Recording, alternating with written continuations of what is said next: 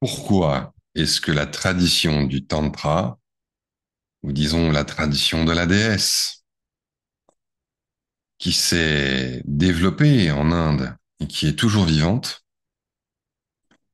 est la seule approche qui honore véritablement le corps avec une vision vraiment positive du corps?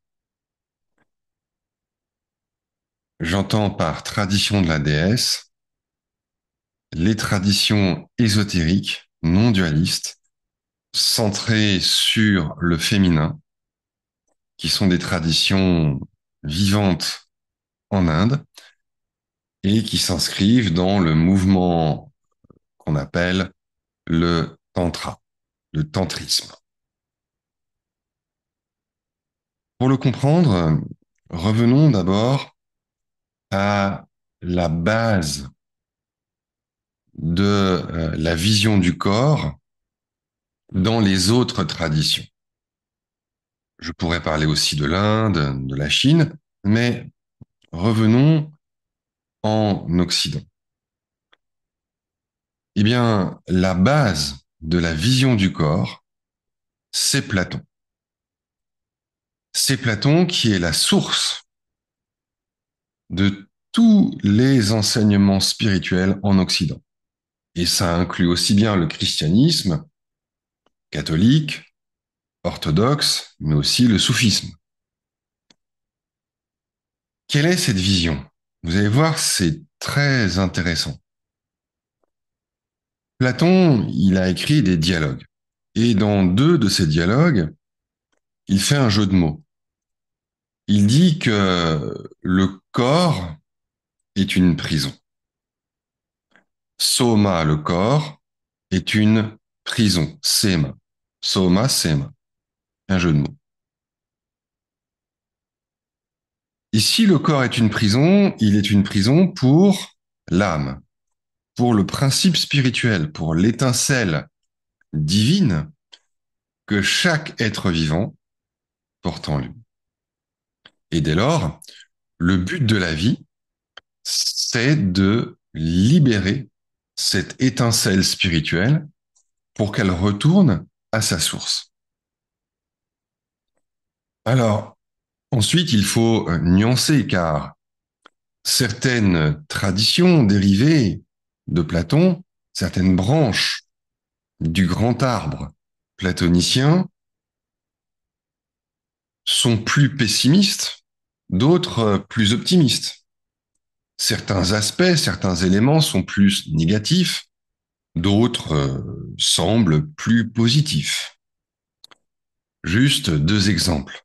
Du côté négatif, on a certaines traditions chrétiennes, gnostiques, qui affirment que le monde a été créé par une entité mauvaise. Le monde a été créé par le diable aussi, qui se fait passer d'ailleurs pour le Dieu qu'adorent les Hébreux et les musulmans. Le Dieu de l'Ancien Testament, en fait, c'est le diable. Ce serait le diable. En tout cas, c'est leur idée de base. Et donc, notre monde a été créé par ce démon, ce Dieu mauvais, cette entité mauvaise, pour nous enfermer, nous, étincelles de lumière qui venons du plérôme de la plénitude divine. Et donc, le but, c'est de fuir ce monde pour remonter au-delà, pour le transcender, et notamment en transcendant le corps.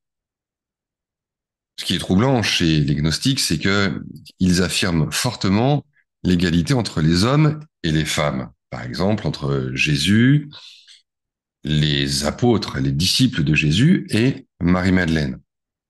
Mais ça ne veut pas dire que leur vision du corps est positive.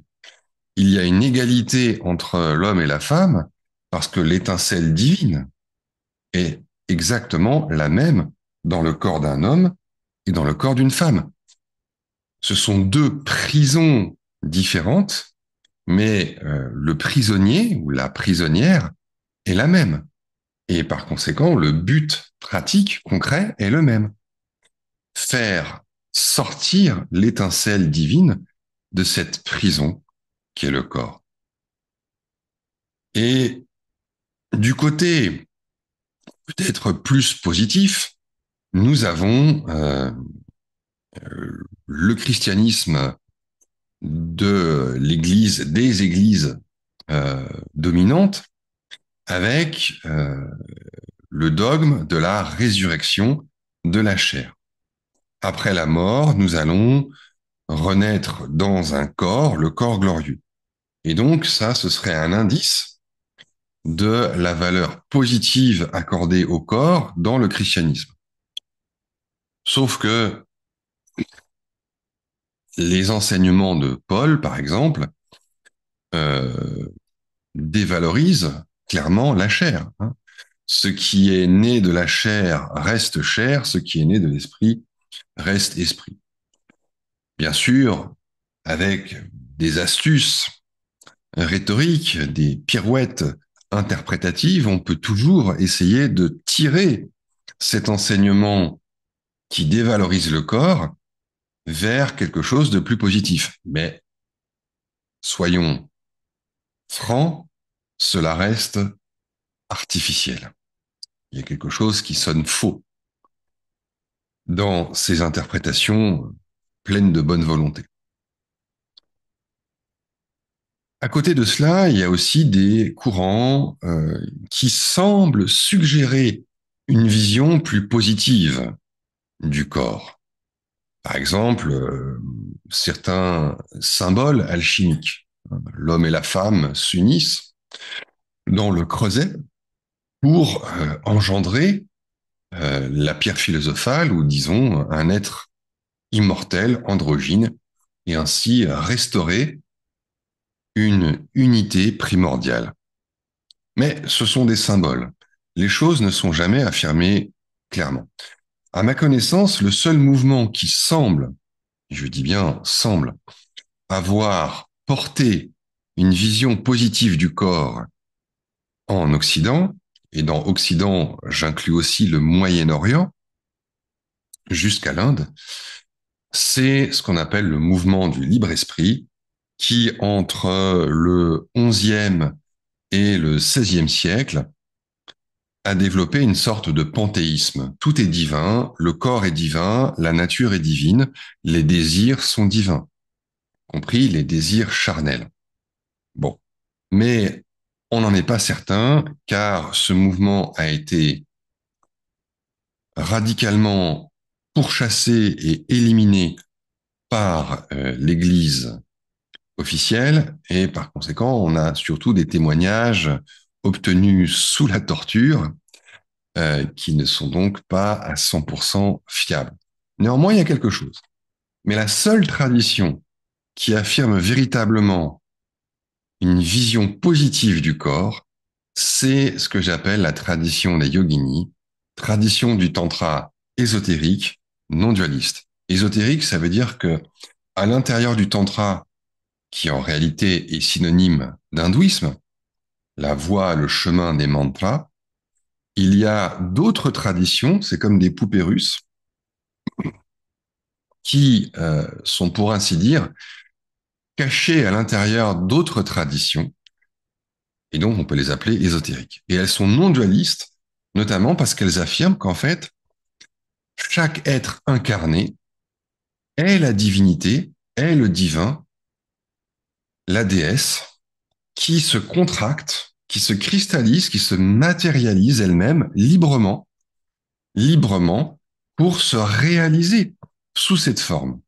Donc vous voyez, c'est une vision très positive du corps, qui inclut les émotions négatives et les expériences négatives, la souffrance, la douleur, la vieillesse, la maladie, la mort. C'est une vision qui se veut intégrale, une non-dualité intégrale, Parama Advaita en sanskrit, car elle inclut la dualité, la séparation, la souffrance et tous les aspects négatifs liés au corps, la faiblesse, la fragilité, la subjectivité, les illusions, les conditionnements, ce qu'on appelle aussi le karma, dont vous avez sans doute entendu parler. Car le karma dans sa forme la plus concrète, c'est justement le corps. Et donc la tradition des yoginis essaye de nous guider vers une alchimie du corps, c'est-à-dire une transmutation du karma, du corps matériel, en kriya, c'est-à-dire en activité divine, en une œuvre divine, c'est-à-dire en un corps de vibration qui est un corps de béatitude, un corps d'expansion, où même les contractions, les peurs, les angoisses, ou du moins les souffrances physiques, pourraient finalement se révéler comme expansion, comme béatitude, comme réalisation divine. Il y a là évidemment un paradoxe, un mystère que seule l'expérience directe peut nous faire goûter, même si euh, au plan des idées, au plan de la formulation verbale, ce sera toujours paradoxal. Donc vous voyez, d'un côté, on a une vision fondamentalement dualiste. Le corps est la prison de l'âme. Et de l'autre, on a une vision fondamentalement non dualiste. Le corps est la création de l'âme et la libre création. Vous voyez, ce détail est très important. Le monde, la manifestation, est une libre création. À chaque instant, un libre jeu même. Le monde qui est le corps de la conscience infinie.